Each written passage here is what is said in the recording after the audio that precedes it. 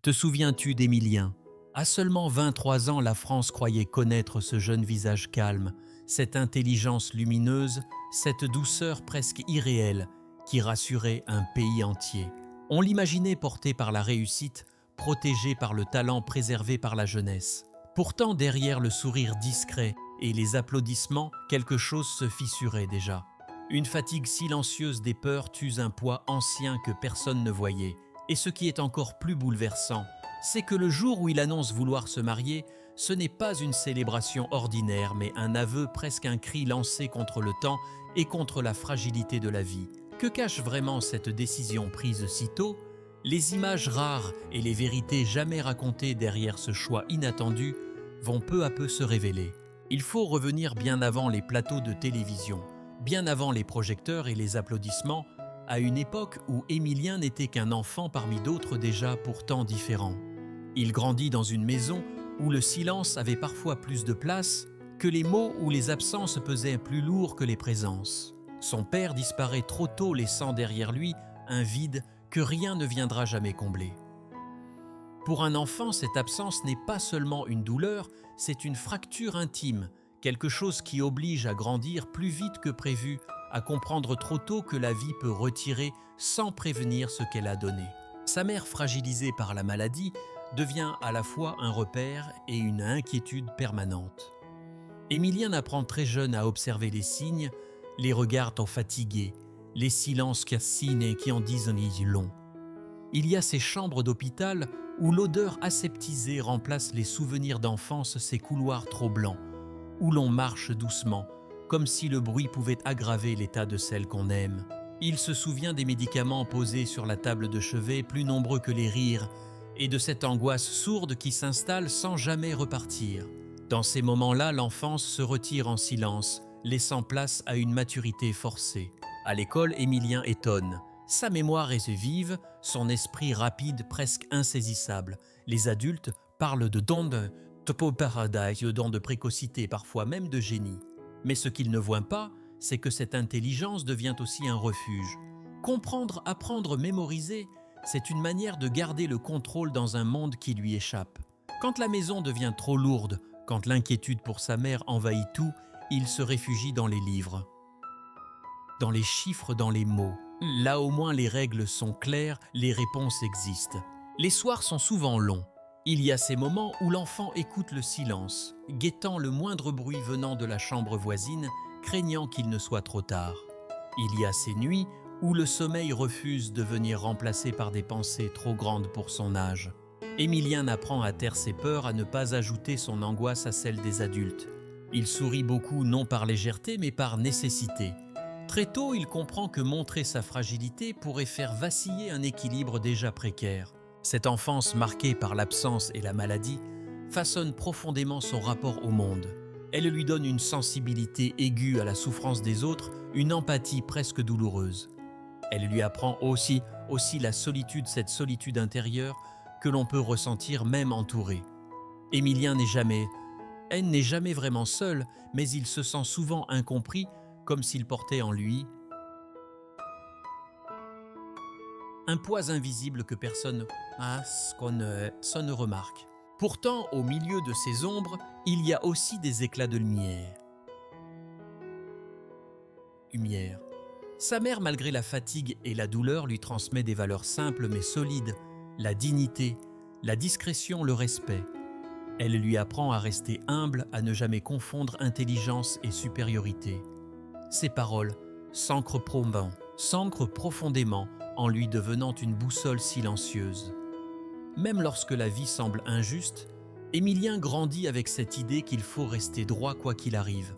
Avec le temps, il comprend que cette enfance difficile n'est pas seulement une épreuve, mais aussi une forge.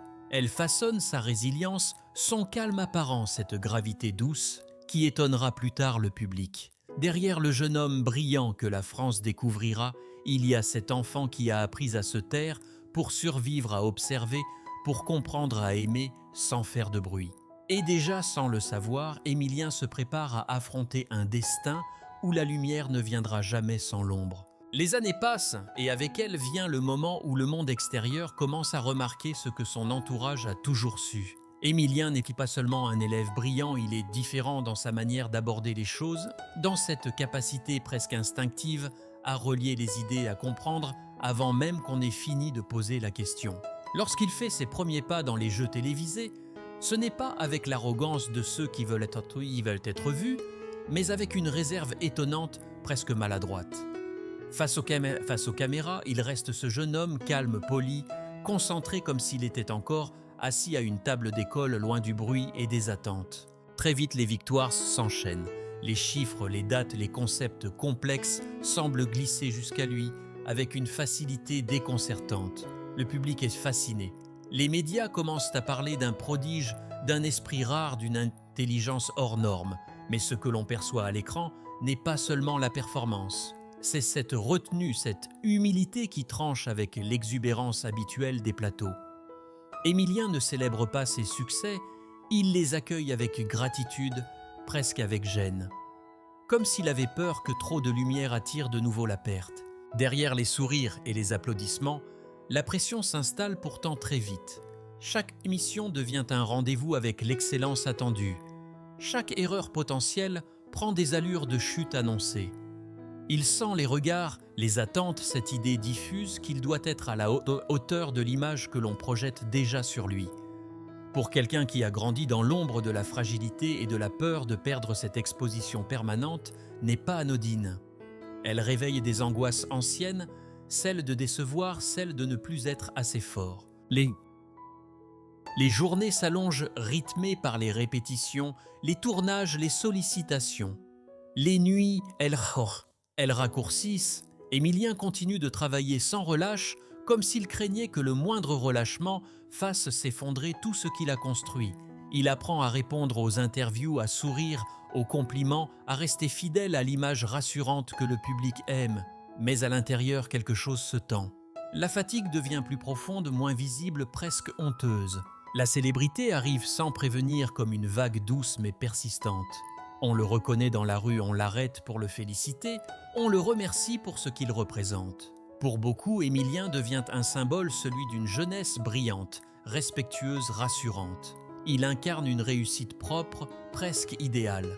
Et pourtant, ce rôle lui pèse plus qu'il ne le libère. Il a le sentiment étrange de devoir protéger les autres de sa propre vérité, de cacher ses failles pour ne pas les spiegler, pour ne pas fissurer le rêve collectif. Dans ce tourbillon, il reste fidèle à lui-même. Il fuit les excès, évite les mondanités, préfère les moments simples loin des caméras. Cette discrétion intrigue autant qu'elle séduit, mais elle est aussi une armure, car derrière la réussite publique, Émilien continue de porter son passé, ses peurs et une fragilité qui ne disparaît jamais vraiment.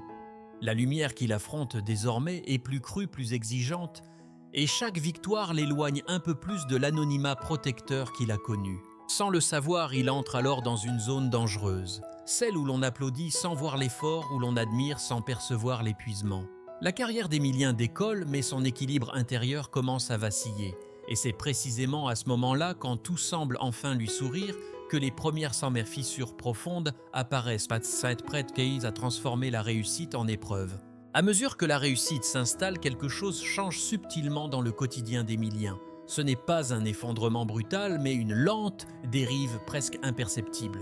Le corps commence à envoyer des signaux que l'esprit refuse d'entendre. Une fatigue persistante, des palpitations qu'il minimise, des moments de vertige qu'il attribue au stress. Il se dit que cela passera, que c'est le prix à payer pour tenir, pour ne pas décevoir ceux qui croient en lui. Comme dans son enfance, il choisit le silence plutôt que l'alarme. La pression médiatique, elle ne faiblit pas. Chaque apparition est scrutée, chaque mot analysé. On attend de lui qu'il reste le même, éternellement calme, éternellement brillant. Cette constance exigée devient une prison invisible. Émilien sent qu'il n'a plus le droit d'aller mal, que sa fragilité n'a pas sa place dans le récit collectif que l'on écrit à sa place. Alors il sourit encore, il répond avec douceur, il rassure. Mais à l'intérieur, l'angoisse gagne du terrain. C'est dans ce contexte qu'une relation discrète prend une importance capitale. Une présence silencieuse constante, loin du bruit et des attentes. Elle n'est ni une figure publique, ni une promesse de lumière artificielle. Elle est là quand les caméras s'éteignent, quand le masque tombe. Avec elle, Émilien n'a pas besoin de performer. Il peut se taire, respirer, parfois même craquer. Cette relation devient un refuge, un espace où la vulnérabilité n'est pas un échec, mais une vérité partagée. Les confidences se font plus profondes. Il parle enfin de son passé, de la peur de perdre encore, de cette angoisse sourde qui l'accompagne depuis l'enfance. Il évoque aussi la santé, cette inquiétude qu'il repousse depuis trop longtemps. Les examens médicaux se multiplient, les diagnostics tombent avec une froideur clinique. Une fragilité cardiaque connue mais aggravée par le stress accumulé, confirmée par des mots que l'on redoute toujours d'entendre. Pour Émilien, c'est un choc silencieux.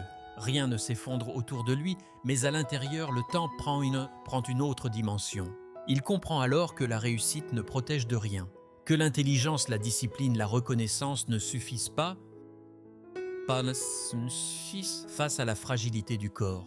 Cette prise de conscience est brutale. Elle réveille la peur ancienne, celle qui l'accompagnait déjà enfant dans les couloirs d'hôpital. Sauf qu'aujourd'hui, il est seul face à ses choix, face à la possibilité très réelle de ne pas avoir tout le temps qu'il imaginait. C'est dans cette tension extrême que naît une décision qui surprendra tout le monde.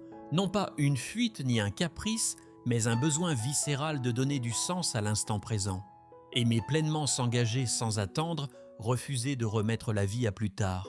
Pour Émilien, le mariage n'est pas une étape sociale, c'est un ancrage, une manière de dire au monde et à lui-même qu'il choisit la vie malgré la peur. À l'extérieur, cette annonce sera perçue comme un geste audacieux, presque naïf pour certains.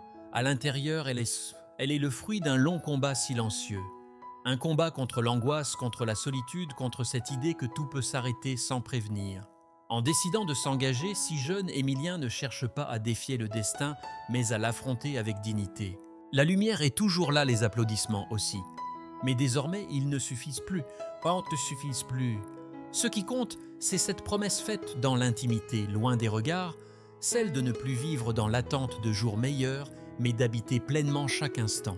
Et alors que le public s'émeut de cette annonce inattendue, il ignore encore que derrière ce choix se cache une urgence vitale, un courage discret et une vérité beaucoup plus fragile qu'il n'y paraît. Lorsque l'annonce de son mariage devient publique, la réaction est immédiate. Les réseaux s'embrasent, les messages affluent, chargés d'admiration, de tendresse, parfois d'incompréhension. À 23 ans, beaucoup s'interrogent. Pourquoi maintenant? Pourquoi si vite? Pour le public, c'est une belle histoire, un symbole d'amour sincère dans un monde pressé. Pour Émilien, c'est bien plus que cela. C'est une ligne tracée entre ce qu'il montre et ce qu'il vit, entre l'image et la vérité. Il continue d'apparaître en public fidèle à lui-même, mesuré, presque apaisant. Pourtant, chaque déplacement, chaque tournage lui coûte davantage. Le corps fatigue, le cœur s'emballe parfois sans prévenir. Les nuits sont tachées, rythmées par l'angoisse et les pensées qui reviennent en boucle. Il pense à sa mère dont l'état reste fragile, à cette peur sourde qu'elle ne puisse pas être là le jour de la cérémonie. Il s'abaisse aussi à son père absent, à ce regard qu'il aurait aimé croiser une dernière fois pour y lire une fierté silencieuse. Dans l'intimité, les doutes s'expriment enfin. Il y a ces moments où la peur devient presque insupportable, où la question surgit brutale, impossible à ignorer. Combien de temps? Combien de saisons encore, Émilien n'en parle pas publiquement. Il ne veut pas être plaint ni réduit à une fragilité médicale. Il veut rester maître de son récit, préserver ce qui lui reste de normalité. Alors il avance avec cette élégance discrète qui le caractérise même quand le sol tremble sous ses pas. La préparation du mariage se fait à l'écart du tumulte. Pas de faste pas, de mise en scène. Il souhaite une cérémonie simple, presque effacée, à l'image de la vie qu'il tente de construire.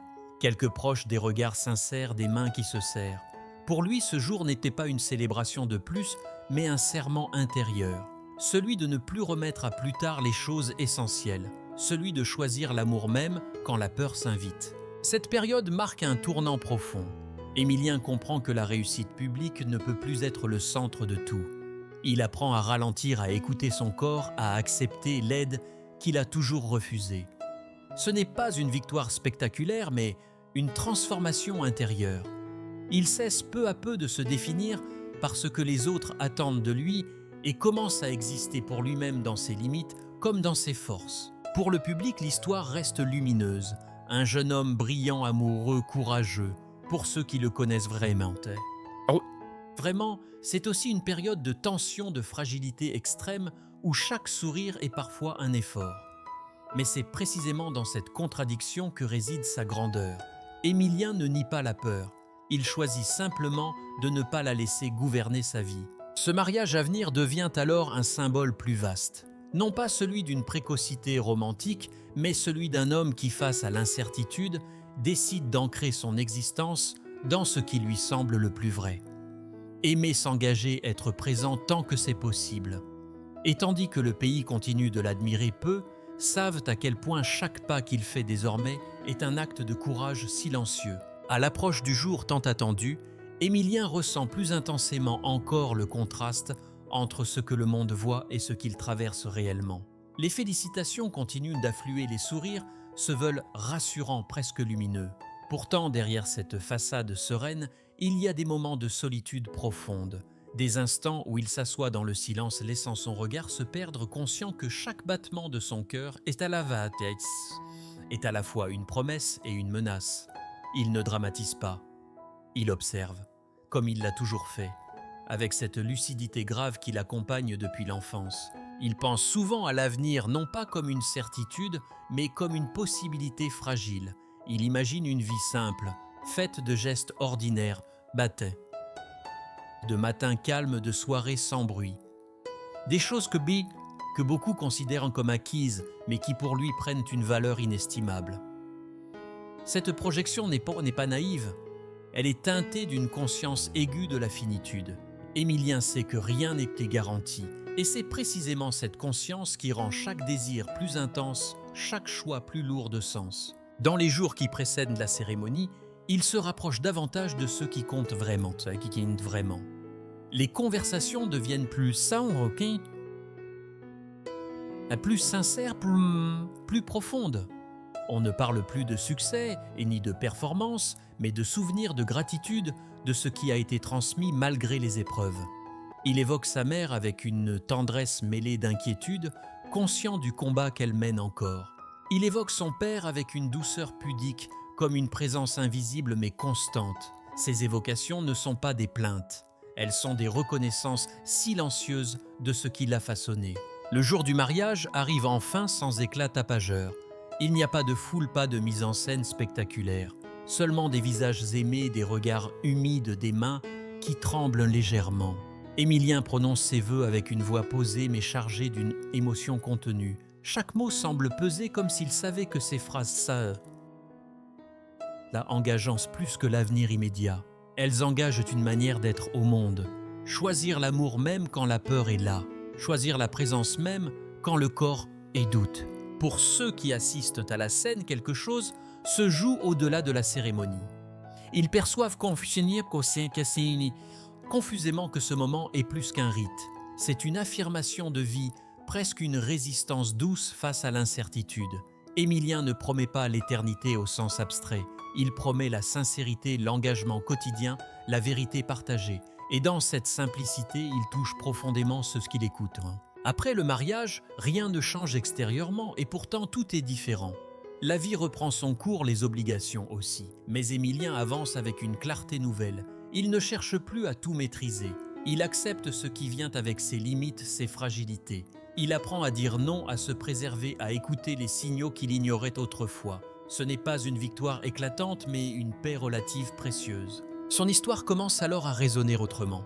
Elle n'est plus seulement celle d'un jeune homme brillant et précoce, elle devient celle d'une humanité assumée, d'un courage discret, d'un choix fait en conscience. Dans un monde qui valorise la vitesse et la performance, Émilien incarne autre chose, une lenteur choisie, une profondeur rare, une fidélité à l'essentiel. Et peut-être est-ce là son héritage le plus fort. Rappeler sans discours, sans slogan que vivre pleinement ne signifie pas ignorer la peur, mais avancer avec elle sans lui céder toute la place.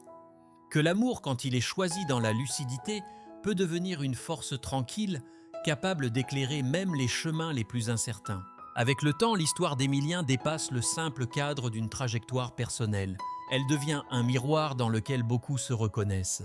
Derrière son visage calme, derrière cette intelligence qui fascine encore, les gens perçoivent désormais autre chose, une vulnérabilité assumée, une vérité que l'on ose rarement montrer quand on est exposé. Émilien n'a jamais cherché à devenir un modèle et pourtant il le devient presque malgré lui. Non pas pour sa réussite, mais pour sa manière de faire face. Il continue d'apparaître ponctuellement, toujours avec cette même retenue. Les applaudissements sont là, mais ils ont changé de nature. Ils sont plus doux, plus respectueux. Comme si le public avait compris qu'il ne fallait plus seulement admirer, mais protéger. Chaque sourire qu'il offre semble désormais porteur d'un message silencieux. Celui d'un homme qui avance sans certitude, mais avec une honnêteté rare. Celui de quelqu'un qui sait que la vie peut basculer et qui choisit malgré tout de rester debout. Dans l'intimité, le combat continue. Il y a encore des jours difficiles, des moments de doute, des rendez-vous médicaux qui rappellent la fragilité du corps. Mais il y a aussi cette force nouvelle née de l'engagement de l'amour partagé, du refus de vivre dans l'attente perpétuelle d'un hypothétique lendemain meilleur. Émilien ne parle pas de victoire. Il parle de présence, être là ici et maintenant avec ce que la vie offre, sans tricher. Ce parcours laisse une empreinte particulière. Il interroge notre rapport au temps, à la réussite, à l'urgence de vivre selon ses propres termes. À travers lui, une autre définition du courage se dessine. Non pas celle qui crie, qui s'impose, mais celle qui accepte, qui avance doucement, qui choisit l'essentiel quand tout le reste devient secondaire. Cette forme de courage est discrète, presque invisible, et pourtant profondément inspirante. Aujourd'hui, Émilien n'est plus seulement ce jeune prodige que la France a découvert un soir de télévision. Il est un homme qui a traversé la peur, la perte, la fragilité et qui a décidé d'aimer quand même. Un homme qui rappelle que derrière chaque succès apparent se cache une histoire complexe, faite de blessures et de choix silencieux. Et si son histoire touche autant, c'est peut-être parce qu'elle nous murmure une vérité simple mais souvent oubliée. Nous n'avons pas tous le même temps, mais nous avons tous la possibilité de choisir comment aimer, comment vivre, comment rester humain. À la fin, lorsque le bruit s'apaise et que l'histoire d'Émilien cesse d'être commentée comme une actualité, il reste quelque chose de plus profond, presque imperceptible. Il reste la trace d'un parcours qui ne se mesure ni en trophées et ni en records, mais en lucidité et en choix assumés. Émilien n'a jamais prétendu être un héros. Il n'a jamais cherché à transformer sa fragilité en spectacle. Et pourtant, c'est précisément cette retenue qui donne à son histoire une force singulière. Il rappelle que la célébrité peut masquer des combats invisibles, que derrière un sourire calme peut se cacher une peur ancienne et que la maturité ne dépend pas de l'âge, mais de l'expérience intérieure. À 23 ans, il a fait un choix que beaucoup repoussent toute une vie, celui de ne pas attendre que tout soit parfait pour aimer, de ne pas remettre l'essentiel à plus tard. Ce choix n'est ni romantique à l'excès, ni tragique. Il est profondément humain. L'histoire d'Émilien nous confronte à nos propres hésitations. À ces moments où l'on sait ce qui compte vraiment, mais où l'on préfère attendre par prudence, par peur, par confort. Lui a compris que le temps n'est jamais garanti, que la vie ne promet rien sinon la possibilité d'être présent. Et dans cette conscience parfois douloureuse, il a trouvé une forme de liberté. Celle de dire oui à l'amour, oui à l'engagement, oui à la vérité, même quand le corps doute et que l'avenir reste flou. Si son parcours touche autant, ce n'est pas parce qu'il est exceptionnel, mais parce qu'il est universel. Chacun à un moment ou à un autre se retrouve face à la fragilité, face à la perte, face à l'urgence de choisir. Émilien nous montre qu'il est possible de traverser ces épreuves sans bruit, sans colère, sans renoncer à sa dignité, qu'il est possible de rester doux dans un monde dur, lucide, dans un monde pressé. Aujourd'hui, son histoire ne demande ni compassion excessive, ni admiration aveugle. Elle invite simplement à un regard plus lent, plus attentif, à se souvenir que derrière chaque visage public se cache une vie intérieure complexe. Et surtout, elle nous rappelle une chose essentielle, aimer malgré tout n'est pas une faiblesse. C'est peut-être la forme la plus discrète et la plus courageuse de résistance.